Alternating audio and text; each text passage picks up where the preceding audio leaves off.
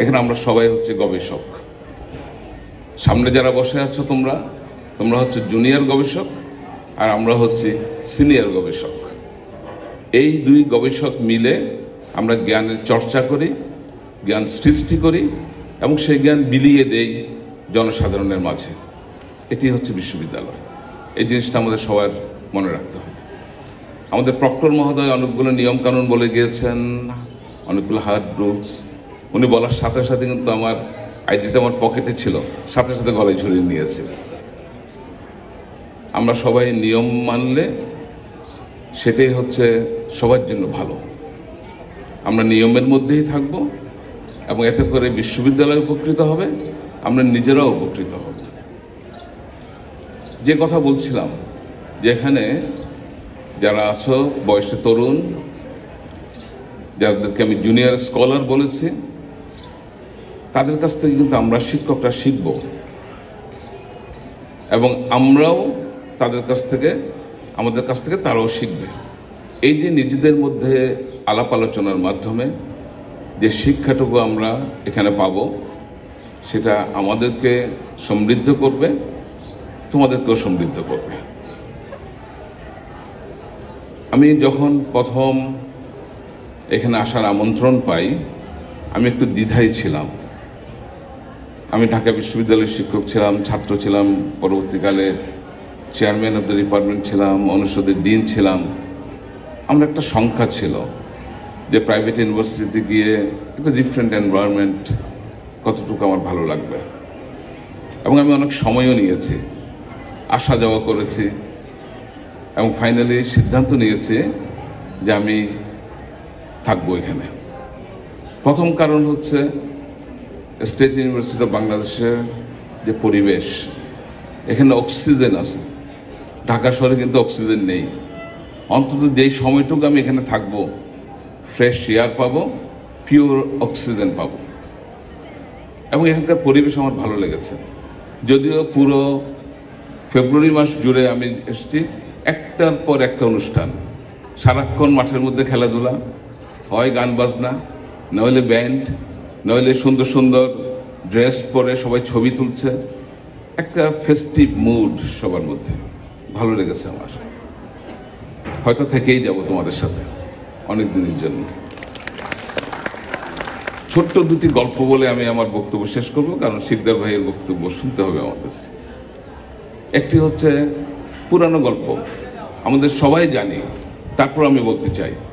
একটি হচ্ছে আমার শিক্ষার্থী যারা আছেন এখানে, জুনিয়র স্কলার্স, তাদেরকে নিয়ে। আরেকটি হচ্ছে আমরা যারা শিক্ষক আছি তাদেরকে নিয়ে।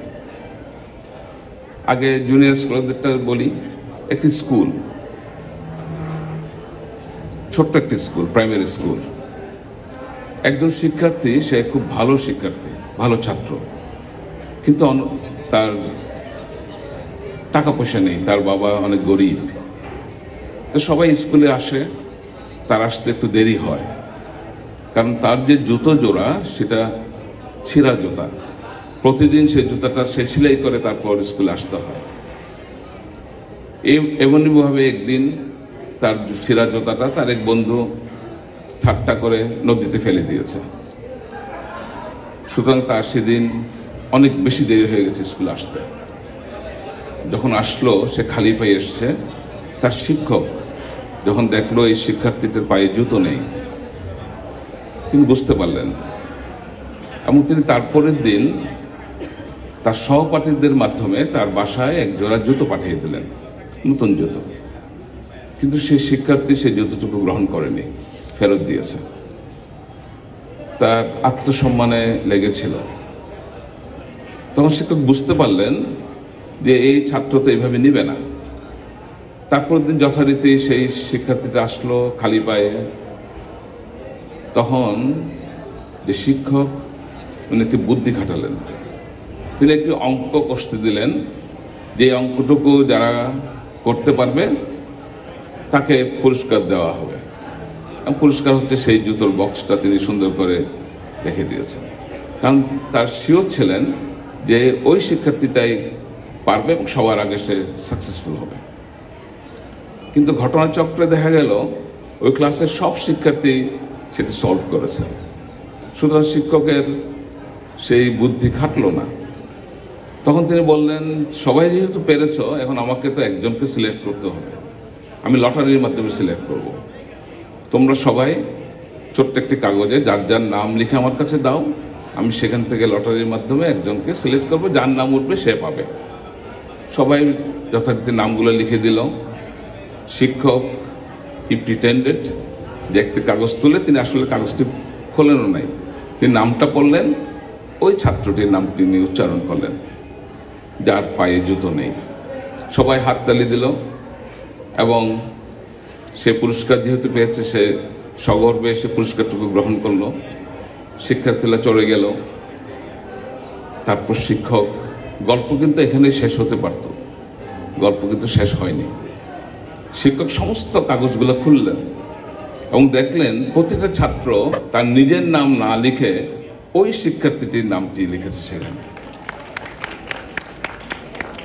আমরা সবাই ওই সকল শিক্ষার্থীর মতোই হইতে চাই, কি হব না? ইনশাআল্লাহ। আবার শিক্ষকের কথা বলি। ঢাকা শহরের ফুটপাত দিয়ে একজন বয়োবৃদ্ধ অবসরপ্রাপ্ত শিক্ষক হাঁটছেন। এটি একটি পুরানো গল্প, অনেকেই জানেন, তারপর আমি বলতে ভালোবাসি এটা, এই গল্পটুকু। বৃদ্ধ হয়ে গেছেন, ফুটপাত দিয়ে হাঁটছেন, শিক্ষকদের যা হয়। হঠাৎ করে একজন মাঝবয়সী ভদ্রলোক তাকে সালাম দিলেন, আসসালামু আলাইকুম। শিক্ষক ওয়ালাইকুম সালাম। তিনি চিনতে পারলেন না।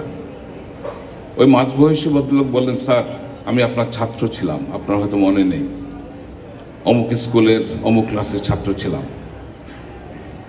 সাধারণত আমরা আমাদের প্রাক্তন ছাত্রদেরকে দেখলে খুব খুশি হয়ে যাই। এই শিক্ষকও তাই হলেন। আমি জিজ্ঞেস করলেন, তুমি এখন কি করছো বাবা? বলে, স্যার আমি শিক্ষকতা করছি। সেই বয়োবৃদ্ধ শিক্ষক একটু অবাক হলেন, তুমি শিক্ষকতা পেশা কেন বেছে নিলে? আমার অবস্থা দেখছো না, ফুটপাতে হাঁটছি। তখন সেই মাঝবয়সী শিক্ষক বললেন, স্যার আপনি আমার অনুপ্রেরণা, আপনার জন্যই আমি শিক্ষক হয়েছি। আপনার হয়তো ঘটনাটুকু মনে নেই, একদিন স্কুলে আমার ক্লাসে আমার পাশের একজন সহপাঠী তার হাতের ঘড়িটা হারিয়ে ফেলেছিল এবং আমরা বুঝতে পেরেছিলাম সেদিন এই ঘড়িটুকু আমাদের মধ্যে কেউ নিয়ে গিয়েছে। আপনার কাছে যখন কমপ্লেন করা হলো, আপনি যে কাজটা করলেন, আপনি সবার চোখগুলো গামছা দিয়ে বেঁধে দিলেন। তারপর সব শিক্ষার্থীর পকেট আপনি সার্চ করলেন এবং একজনের কাছ থেকে আপনি ঘড়িটুকু উদ্ধার করলেন এবং ঘড়িটুকু যিনি মালিক ছিলেন তাকে ফেরত দিয়েছেন। কিন্তু কার কাছ থেকে উদ্ধার করেছিলেন আপনি বলেননি। স্যার আপনি আমার পকেট থেকে সেই ঘড়িটি উদ্ধার করেছিলেন, কিন্তু আপনি আমার সম্মান রক্ষা করেছিলেন।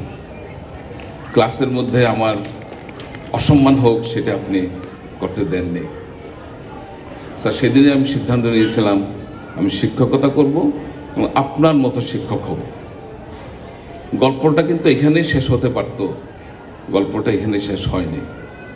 সেই বয়োবৃদ্ধ শিক্ষক তার চশমাটা খুললেন, তার চোখ দিয়ে টপ টপ করে পানি পড়ছে, পকেট থেকে রুমাল বের করে মুছলেন, তারপর বললেন, তুমি যদি আজকে না বলতে আমাকে, আমি জানতাম না সেই ঘড়িটা তোমার পকেট থেকে নিয়েছি, কারণ তোমাদের চোখ বাঁধার পর আমি আমার নিজের চোখও গামছা দিয়ে বেঁধে নিয়েছিলাম, যেন আমার কাছেও তুমি অসম্মানিত না হও। আমরা শিক্ষকরা সেই ধরনের শিক্ষক হতে চাই।